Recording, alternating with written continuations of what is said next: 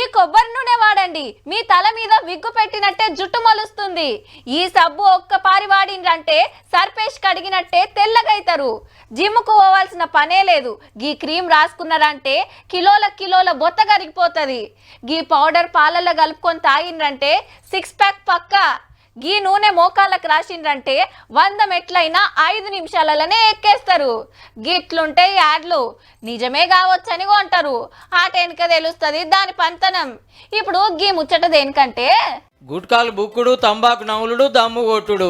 ఇప్పటి సంది టీవీలు పేపర్లలో ఈ యాడ్లు బంద్ అవుతాయి. గిసొంటి అడ్వర్టైజ్మెంట్లు బంద్ పెట్టిస్తానికి అసెంబ్లీలో బిల్లు పెట్టిండు మంత్రి శ్రీధర్ బాబు సారు.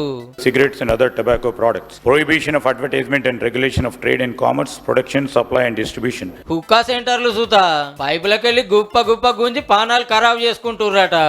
హుక్కా పొగ సిగరెట్ పొగ కంటే మరింత హానికరం. ప్రతిపక్షాలు సూత ఇమ్మతిచ్చుడుతోటి బిల్లు పాస్ అయింది. Those who are against, please say no.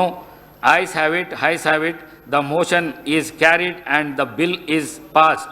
అవు మరి టీవీలో యాడ్లు ఎట్లుంటాయి? సిగరెట్ తాగితే దిమాగ్ పెరుగుతుంది అన్నట్టు, గుట్కాలు బుక్తే దునియాను దున్నేయచ్చు అన్నట్టు, తంబాకు నమిలి తడాక చూపియచ్చు అన్నట్టు తీస్తారా? యాక్టర్లదేం పోయింది, కోట్లు తీసుకుంటారు, గొప్పతనం సాటింపేస్తారు. గప్ప సిగరెట్ గుంజుతేనే హీరో అన్నట్టు ఫీల్ అవుతారు మనోళ్ళు. హీగేముంది, ముఖేష్ అన్న కథ అవుతుంది ఆఖరికి. అందుకే అడ్వర్టైజ్మెంట్లు బంద్ చేపిస్తానన్న గుంజుడు తక్కువ అవుతుందని సర్కారు వల్ల ఆపోచన. కానీ మందు దాగవని ఏ హీరో చెప్పకుండా దుగ్నాలకు ఎగబడ్డట్టే ఇది కూడా గంతే అవుతుందేమో. జర చూడు రిసార్లు.